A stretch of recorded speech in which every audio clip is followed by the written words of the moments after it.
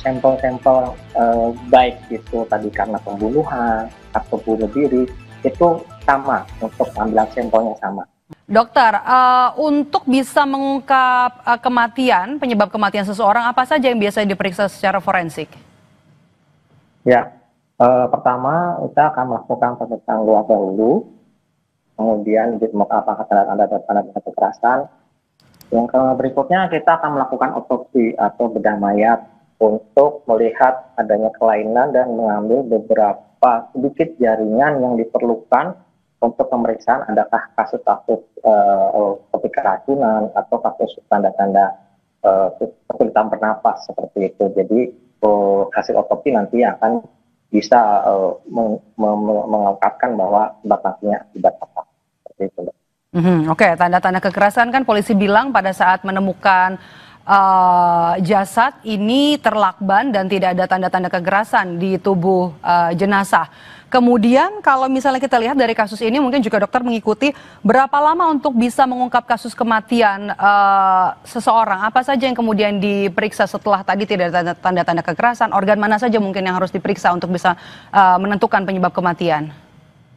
Ya, memang tergantung dari pemeriksaan luar juga ya. Kalau tadi tidak ada tanda kekerasan, kita akan melakukan otopsi. Kita ambil beberapa sampel jaringan dari kepala, mungkin juga paru-paru, kerongkongan, dan kita lihat tanda-tanda asphyxia atau tanda-tanda kesulitan bernapas. Seperti itu. Kemudian kita ambil beberapa sampel, kita lakukan penelitian juga, lakukan pemeriksaan juga, penunjang di laboratorium khususnya, juga mungkin akan dilakukan di laboratorium patologi anatomi untuk melihat apakah korban itu meninggal setelah dilakban atau meninggal sebelum dilakban, seperti itu. Dan itu memang memerlukan proses ya, prosesnya itu tidak sebentar, mungkin memakan waktu beberapa minggu sampai 1 bulan. Gitu. Oke. Berapa lama kemudian ini prosesnya, dokter? Berapa lama kemudian proses yang paling sulit untuk bisa menentukan penyebab kematian itu apa? Ya, seperti kalau saya lihat untuk kasus-kasus yang ada di tanda-tanda seperti adanya kurang bernapas ya tadi, seperti kasus seperti ini juga itu saya rasa banyak ya yang perlu diambil untuk pemeriksaan jaringan. Selain juga adanya sampel darah, juga adanya sampel urin yang masih tersisa, atau jaringan-jaringan tadi yang seperti saya sebutkan paru-paru, jantung, dan di daerah kerongkongan juga itu melihat tanda-tanda itu tadi seperti ada kekerasan atau tanda-tanda meninggal sebelum dilakukan lakban atau meninggal setelah dilakukan kekerasan seperti ada yang lakban tadi ya. Itu lumayan cukup lama ya prosesnya karena memang perlu keakuratan, perlu ketelitian dalam menentukan hasilnya. Tidak gampang untuk segera mungkin seperti orang melakukan mungkin tes kehamilan gitu ya, urin jelas berhasil juga ini karena melalui proses beberapa mekanisme untuk melakukan hasilnya seperti apa. Perlu keakuratan, perlu ketelitian, ada banyak sampel dari organ yang harus diperiksa. Tadi dokter bilang ada sampel urin terakhir juga mungkin, kemudian juga dari bagian kepala. Tapi dari pemeriksaan sampel-sampel ini, mana yang kemudian paling menentukan organ tubuh mana yang kemudian sampelnya paling bisa dilihat untuk menentukan apakah memang jenazah ini korban pembunuhan atau pelaku bunuh diri? Kalau yang terutama kita lihat memang dari saluran pernapasan ya, mungkin dari kerongkongan, paru-parunya sampel kita lihat. Kemudian tadi seperti darah atau urin kita tentukan juga apakah memang ada indikasi telah dilakukan ada yang mungkin keracunan dahulu ya, atau diracunkan dahulu seperti itu. Jadi tidak bisa spesifik untuk ini karena pembunuhan atau tanda-tanda kesulitan bernapas karena ini. Jadi kita juga melihat semua komponen yang ada di dalam tubuh si korban, kita semua periksa dari ujung kaki ujung kaki sampai ujung kaki ya untuk menentukan semua sebab matinya yang mendukung ke arah sebab mati. Jadi kita nanti ngambil kesimpulan bahwa sebab matinya karena apa. Oke.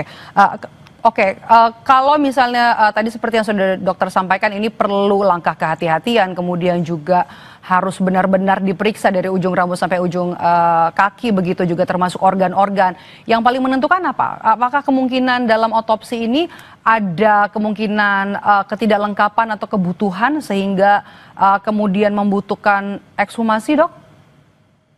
Eh, saya rasa dari tim forensik pada saat jenazah datang itu sudah diambil untuk keseluruhan yang diperlukan untuk mengungkap kasus seperti ini, terutama dalam menemukan sebab mati. Yang kedua, memang juga kita diikutsertakan dalam olah TKP karena situasi kondisi di lingkungan tempat korban meninggal ini juga bisa memberikan kontribusi terhadap hasil temuan-temuan kita yang kita dugakan atau kita sangkakan terhadap organ yang akan kita periksa untuk menemukan sebab matinya seperti apa. Oke.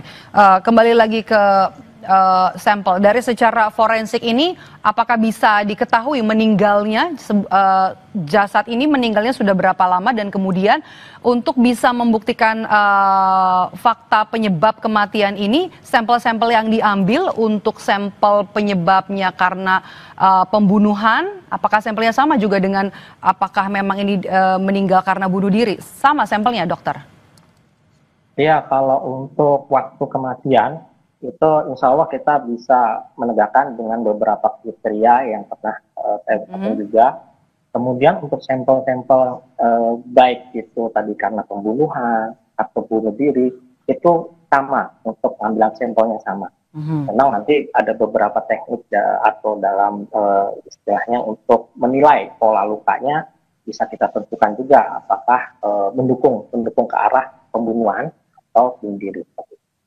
Oke, untuk kasus seperti ini, dokter, mungkin dokter juga lihat beritanya, ditemukan dengan kondisi meninggal di Terlakban, begitu. Untuk bisa mengungkap kasus kematian atau penyebab kematian, untuk kasus seperti ini biasanya apa yang menjadi penghambat? Apa saja kemudian harus diperhatikan oleh seorang ahli forensik untuk bisa menyebab atau juga mengungkap penyebab kematian? Ya, tadi ya, selain kita untuk otopsi, menentukan sebab mati, itu juga kita dibantu oleh adanya olah TKP untuk mendukung seperti itu. Kalau untuk kesulitan sih, memang di dalam hal untuk pemeriksaan penunjang, kita perlu tadi kehati-hatian dan penelitian untuk mengungkapkan dukung guna proses kematian. Untuk semuanya memang kita perlu adanya kerjasama tim juga ya dengan beberapa ahli seperti patologi klinik untuk laboratorium atau patologi anatomi dan mungkin sampel juga tadi toksikologi yang racun. Semua kita lakukan pemeriksaan secara kontinu dan bersinergis semuanya seperti itu. Dokter, kami juga ingin tahu untuk kasus ini penyebab kematian yang juga masih diteliti secara forensik ini, apakah kemudian juga dibahas di lingkungan dokter forensik? Apakah kemudian ini juga menimbulkan kontroversi soal pengungkapan penyebab kematian? Sejauh ini kami tidak tidak membahas secara kolegium ya, secara perhimpunan. Tapi ini ada suatu kumpulan ahli-ahli forensik yang dimana melakukan untuk otopsi yang melakukan otopsi itu akan menyimpulkan secara signifikan akan hasil temuan, karena memang ini belum ada kontribusi kami dari perhimpunan.